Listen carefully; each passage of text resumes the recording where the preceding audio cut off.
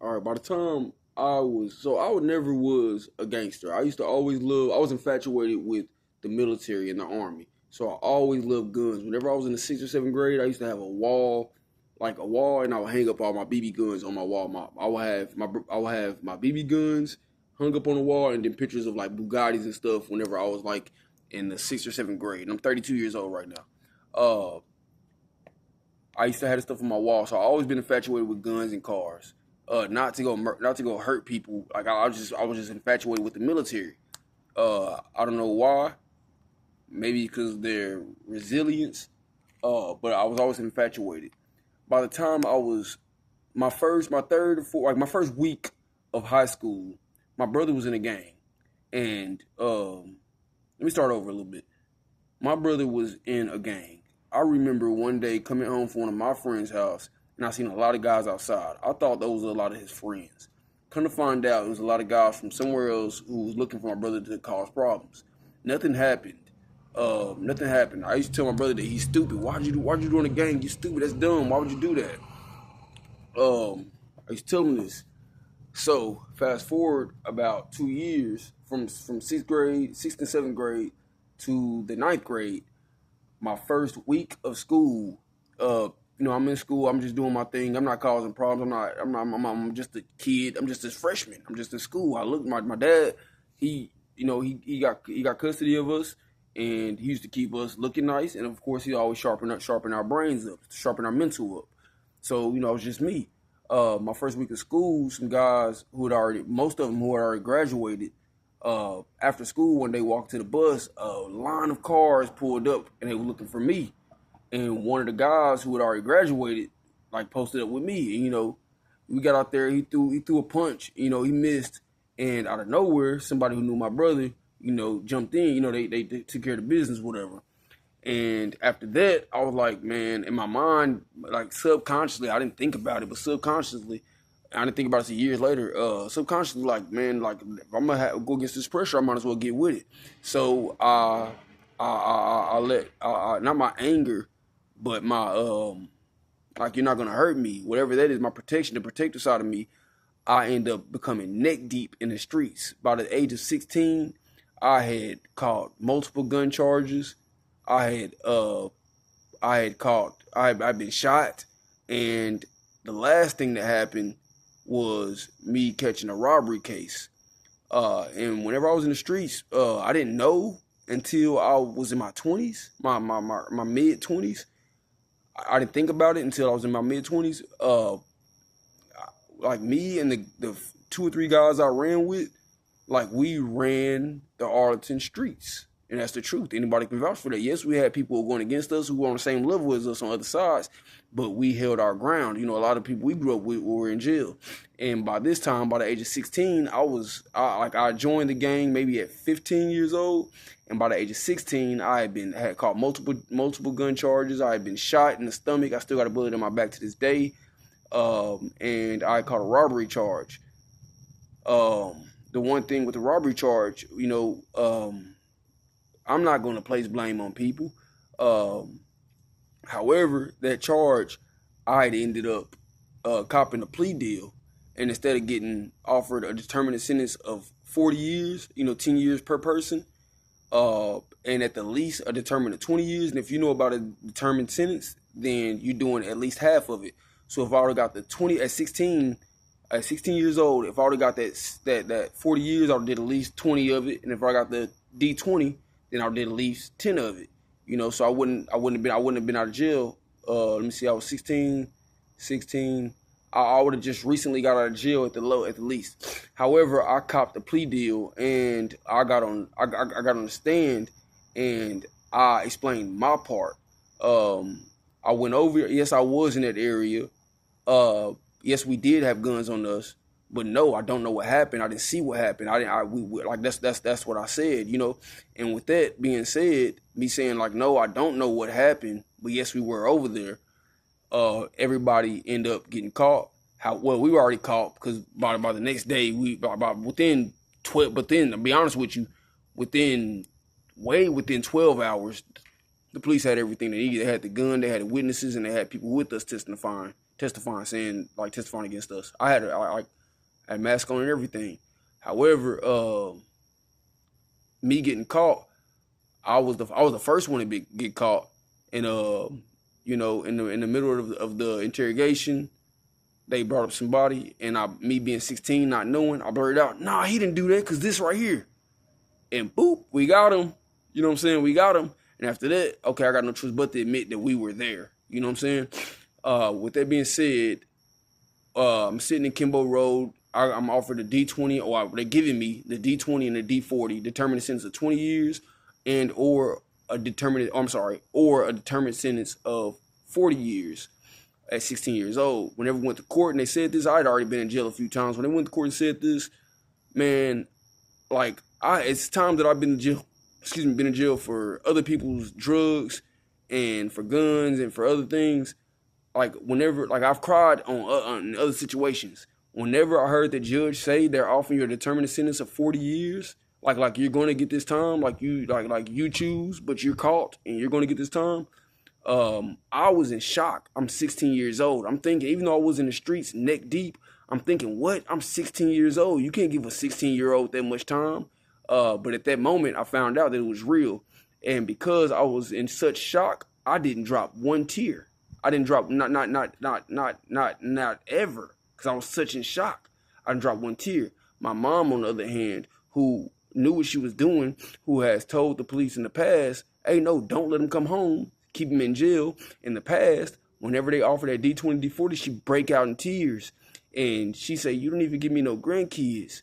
And I'm 16 years old. I'm just in shock. Like, what? This ain't real. One day I'm sitting in my cell and I forgot her name. I believe her last name was Taylor, I believe. I'm not sure.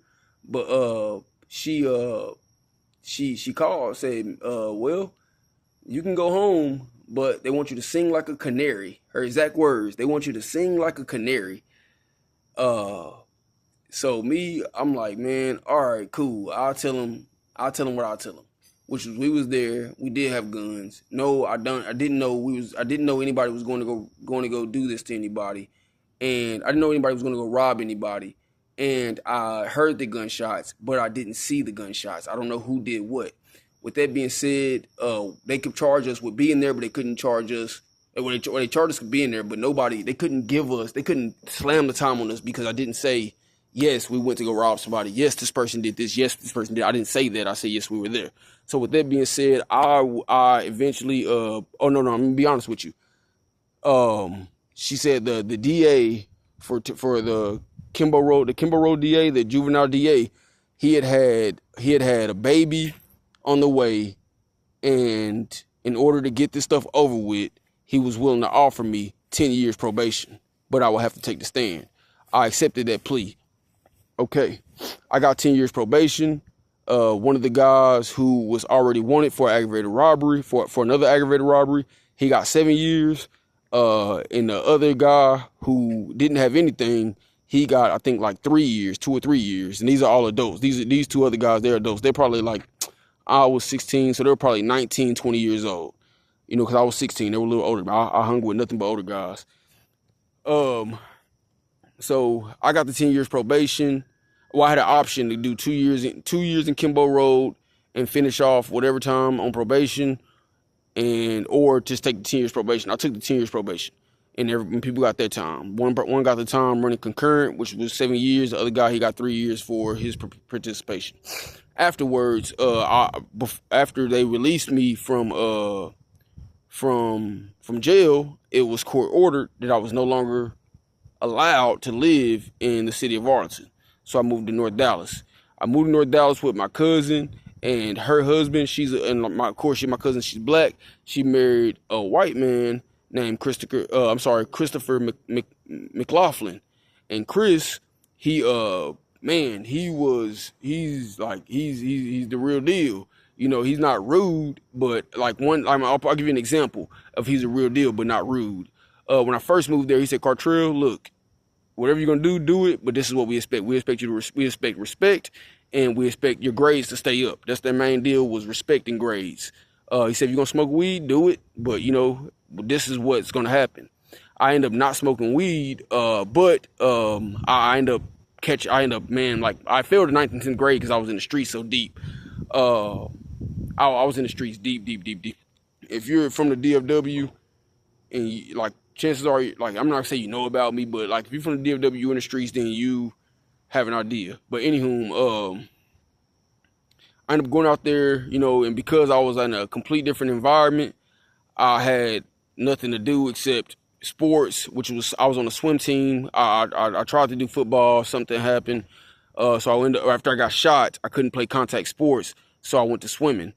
I went to swimming, and I prevailed. I went to tutoring. I went to tutoring I went to tutoring before school and after school. I was at practice, and whenever we didn't have much to do at practice, I can see it right now. Me sitting down at the round table, catching up on some work.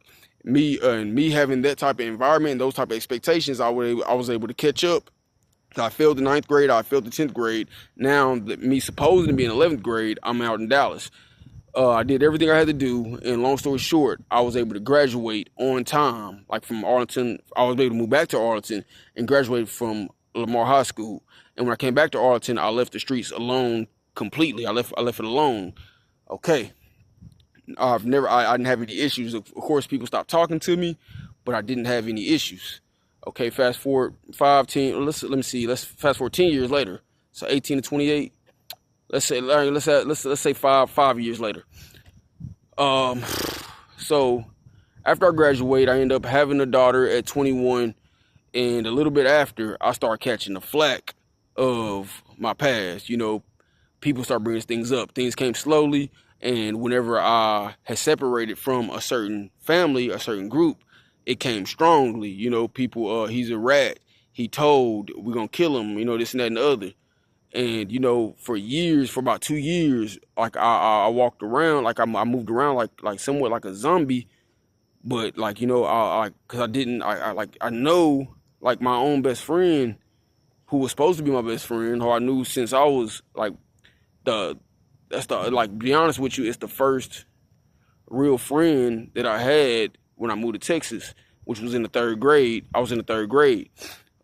This guy, it got to the point where he made threats or whatever. So I'm going crazy, thinking that I'm not gonna make it or whatever. And let's skip past all right. So no, I'm not gonna skip past anything. At about the age of 23, 24, my past was haunting me in every direction. In every direction, my past was haunting me now, and I didn't know what to do. At the summit of my worries, I used to go out. I had my own apartment. I used to go outside with a wig like that looked like dreads. I used to wear it. You know what I'm saying? Because people made songs about me. My like all these people are against me. I was so freaking scared. Like whenever I walked to my brother's house, I would put a wig on and I would change my style of walking so I wouldn't. So you know what I'm saying? If anybody are watching me, at least at least they have the second thought. Okay. So 2020, let's say 2019, 2021, stuff got really, really, really, really, really, really bad. And I prayed to God, man. I prayed. Man, I don't even remember how hard, but I know I prayed hard, man, to the point where, like I said in the previous video, I was like, man, you know what? I'm not gonna win this. I got all of these people against me. Not only do I got these people, they got people who don't even know me against me. They got people who I like, and I thank God that it happened because I once idolized people, and God showed me don't idolize anybody. But I got these people, and these people have in my mind, they have power, they have everything they need, you know what I'm saying, to do what they need to do. So I told myself, if it's going to happen, then if it's going to happen, don't if it's going to happen, go out, defend yourself by any means, by all means. If people already said what they said and they making songs about you, and you're in the streets and you run across other people who are in the same position you in, which is homeless, but they're from the same neighborhood you from, and they're telling you A Cartrell, they people got money on your mind. You know what I'm saying? I'm like, like what? And then so it went from there where when I did get some money, you know, I prepared myself. Within that time frame, like God, like He's always there, and He will send His messages and His blessings and His everything. He send it through other people sometimes, so that way we can understand it. And within that time, man, like bro, like God changed me. Like He changed me. Like no, like He changed me, man. And not and yes, it started with fear. Like I'm not about to play. I know my consequences every time I do something crazy. Majority of the time, you know what I'm saying. I know my consequences. So now you see it blatantly. You know what I'm saying. Okay, let me step back. You know what I'm saying. Let me step back. So I got rid of all of my weapons, and I ended up going to the shelter in Fort Worth, and I end up like meeting people and actually like being in a situation, or not even a situation, being in an environment where I'm forced to grow. I'm forced to do things the right way, or figure it out on your own. Uh, I started reading my Bible. I started praying more. For 10 years, I put my Bible down because in the Bible somewhere it say obey your earthly masters. But as I started to learn, I understand that it's allegory or whatever. But um, man, like God changed me, bro. Like, and now He changed me. He changed situations. Now I'm in Arlington, Texas. I'm not walking around with my chest poked out. God knows I'm not. I'm like sometimes I think that I'm praying against what God wants. Like I pray for people and I pray like, you know what, man, it'd be like everybody got so many people got potential. What if we came together, we made something happen? So I'm there now. I'm from the point where I love people to people hate me to me hating them, and back to the point where you know what, maybe the love isn't there the way that I understand, but at the very least, I'm not engaging. Um, and I live right now. I live in Arlington, Texas. Won't be here long. Whenever the good Lord say I can go, I'm going. Well, when I'm able to go, well, whatever. But I've been through CP. I've been through so much. My kids have been taken from CPS, and people telling me, "Hey, we can help you get better." And I'm like, man, man, you want to make it better? Make my kids better. You know, I'm going to court and firing my lawyer, and whenever he don't want to, or whenever he don't do what I ask, I call the bar and I get another lawyer. You know what I'm saying? I've went to the extents. Um, but everything has been God, man. Everything has been God, man. Everything has been our Creator, cause I understand no man no man who bleeds blood can control me. It can't control anybody. You know what I'm saying? You can motivate them, you can manipulate them, but you can't control them. And me, with all respect, I understand that, and with that, I believe because I have that understanding, because I feel that way, the good Lord, our Creator, continues to bless me. You know what I'm saying? Like, not financially. You know what I'm saying? Like, man, He blessed me with more time. Uh, right now, I know my stories is here and there, but now me being 30 from 16 years old, being deep in the streets, like deep in the streets, to now, like honestly, like I don't even I don't like hearing music talking about killing people. I don't like none of that. Like, not saying I'm holier than thou. It's just like I guess I know that I don't want to hear it. I know that ain't what God gonna be proud of. I know the effects it have on a person. I don't want to hurt anybody, but I'm here and I'm breathing, I'm living, and I got Good Day Moving and Storage, and I got my children, and I got my family, and I got my extended family, and I got even more family. And it's not about I got all these people with me. No, I don't care. I can say I don't care, but God knows deep down inside. God knows that I know and I understand that He makes the last call. He, she, it, them makes the last call. God makes the last call. So I understand that, and He brought me through everything. I failed ninth and 10th grade because I was in the streets. He moved environments. I ended up catching up, and then moving back to Arlington, graduating. And after graduating, I caught the worst of the flack.